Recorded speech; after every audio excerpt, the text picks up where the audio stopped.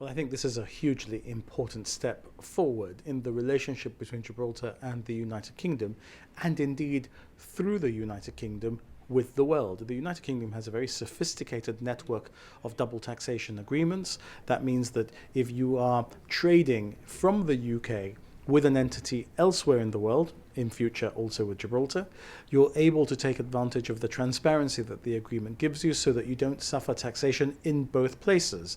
Both those tax authorities will talk to each other. They will understand if one of them has taxed you, that the other one taxes you for the balance of the tax due in the other jurisdiction, not the full amount again, and that makes business easier. It also makes business more transparent because it's in your interest as a business to tell both tax authorities what you've done and what you've paid in each jurisdiction to therefore mitigate double taxation. So has this tax agreement come about because of the agreement with Spain, or is it Brexit driven? So we've done a lot of work already with HMT, the Treasury in the United Kingdom, on the issue of a Gibraltar UK double taxation agreement.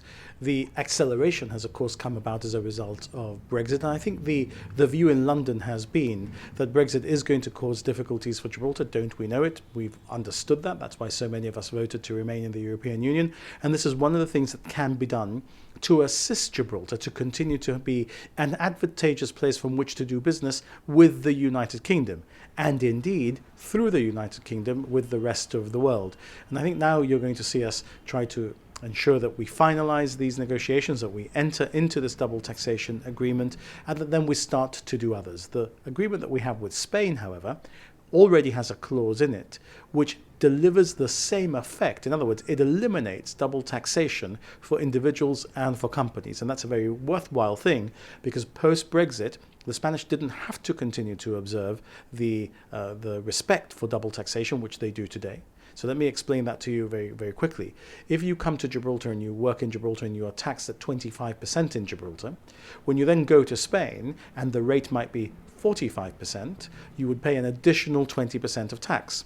If Spain doesn't respect the fact that you're paying tax in Gibraltar, which she does now that we're both members of the European Union, but she might have argued once we'd left she no longer needed to do, a person coming to work in Gibraltar would pay 25% of tax in Gibraltar and then an additional 40 or 45% of tax in Spain, meaning that up to 70% of their salary might be taken in taxation. Now, that would be very negative for those working in Gibraltar, and that part of the Spanish tax treaty avoids those issues. Similarly, for companies in terms of corporate taxation, it avoids double corporate taxation in that way.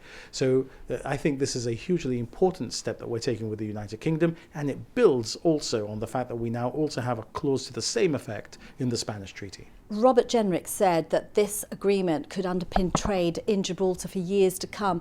Have you any idea of the impact it could have?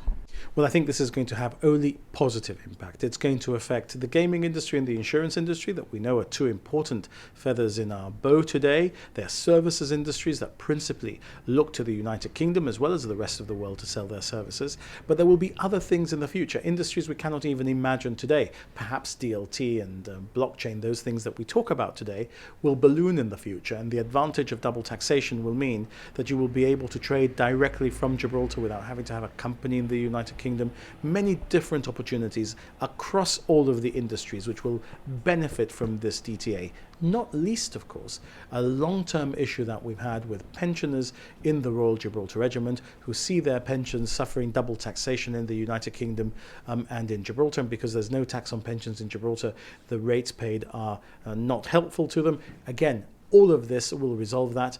I must tell you something. When I started working on double taxation issues with the UK, it was because of the Royal Gibraltar Regiment and the pensions problem that their retired members were suffering. Well, I'm curious about the timing still. Is there an impetus to drive this through before a potential no-deal Brexit at the end of October? Well, there are rumours potentially of a general election in the United Kingdom also before around that date. There's a reality that there has to be a general election in Gibraltar before the 25th of November. So there's lots of turbulence in the coming months.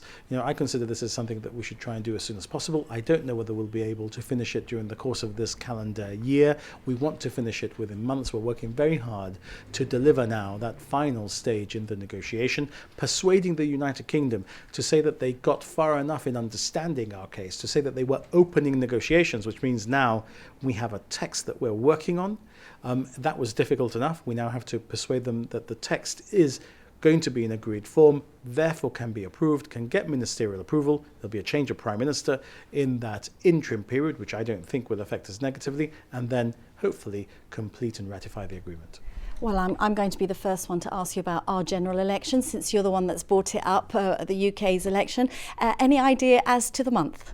Well, I fully expect it to happen this year.